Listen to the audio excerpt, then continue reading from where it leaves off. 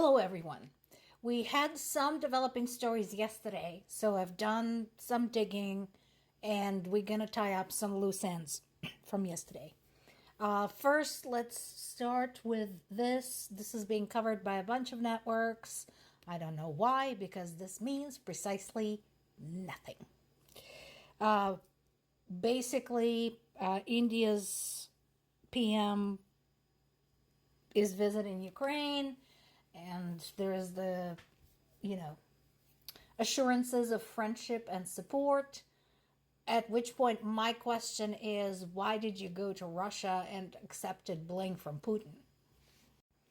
The whole thing, reminds me of, when people say, well, we can have political disagreements and still be friends. And my answer is, if our political disagreement has to do with human rights, no, we can't be friends. Because there are people whose human rights I support and you don't, and I'm not okay with that. So this is the same thing. You can't keep saying that you're a friend of Ukraine while accepting honors from the country currently invading Ukraine. As a friend of mine said, this is nothing but diplomatic curtsying. So no matter what they say at this point, including Zelensky, don't take this too seriously. For the most part, it's just, a formality. A lot of people ask, where are foreign weapons being used? And here is one of your answers.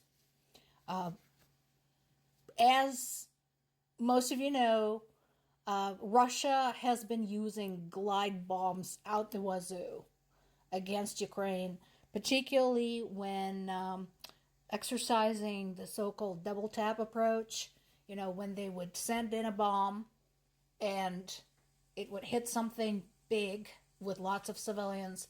The rescue workers would start arriving, trying to dig through, and then they would send another one.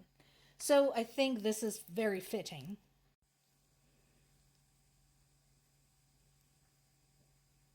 And again, the biggest difference continues to be between the two sides is that Ukrainians are trying their absolute damnedest to only focus on military targets, things that are necessary for them to gain tactical advantage, or things that are known to supply Russian military. So, as I encourage people in the US, when talking about US political situation, I would also encourage everybody in the world talking about Russia and Ukraine to avoid saying that both sides are the same, because they're definitely not. This piece illustrates that sometimes progress is measured in tiny, tiny steps. In this particular case, we're talking about the Kharkiv region. And you remember not that long ago, Kharkiv was being pounded mercilessly. And guess where all of that was coming from? Just next door, Kursk region.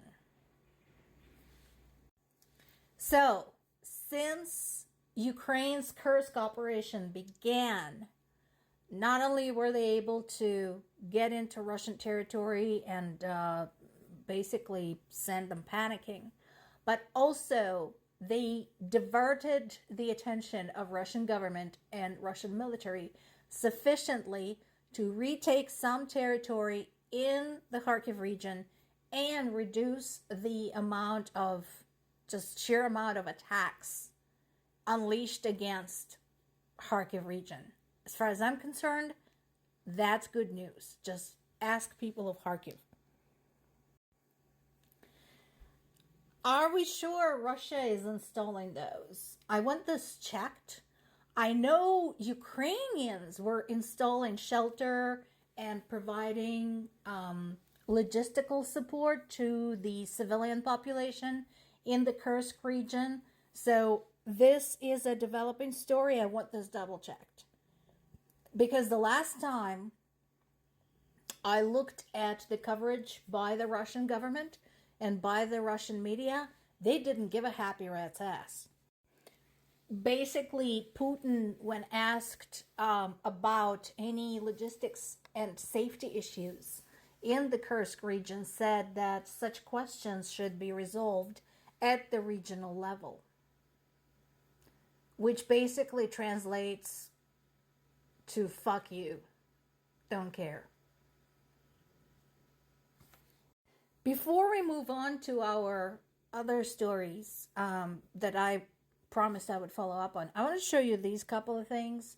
This is also from Russian social media, and the inscription on the photo says, "For the motherland, for Stalin," which was a slogan of the Russian army, Soviet army during World War II. And my own grandfathers ran into battle screaming for motherland, for Stalin, except the dude standing in front of Stalin's monument is a priest. And the reason that this is weird is because Stalin had a long and bloody history of executing priests and destroying churches. There's still some horrific documentary footage that probably can be still dug up of the destruction of some of the most beautiful cathedrals and churches in big cities around the Soviet Union, Moscow, St. Petersburg, Kiev. And the fact that Russian clergy is now praising Stalin is beyond my comprehension. This too is basically two Russian social media people talking. One says that he came to an interview in Poland and was shocked that people interviewing him demanded that he spoke Polish and spoke to him in Polish. The other person replied by being outraged that the same thing is happening in Spain, where during an interview he was expected to speak Spanish. And that's Russian people for you. Now, I promised you to follow up on this. This was an article in BBC, so this surprised me. Usually BBC is pretty reliable. I've been using their progress reports, their maps, etc. This surprised me, and here is why. First of all, they said that Ukraine came up with new legislature on how to deal with anyone collaborating with Russians. That is a lie. Ukraine already had such a legislature since it was being attacked by Russia for 8 years by the time the full-scale invasion began. It merely revisited the legislation and introduced some additional articles to it. But the law itself about collaborating with the enemy already existed, just like it exists in the laws of pretty much every country in the world. Second, this woman said she never worked with Russian. That is also not true. So she was in the district of Liman. As you all know, Liman got freaking pounded. You can look it up. The spelling is Lyman. And she basically appointed herself a district liaison between people living there and the invading Russian troops. She could not have done anything. She couldn't have so much as sneezed without consulting with the Russians.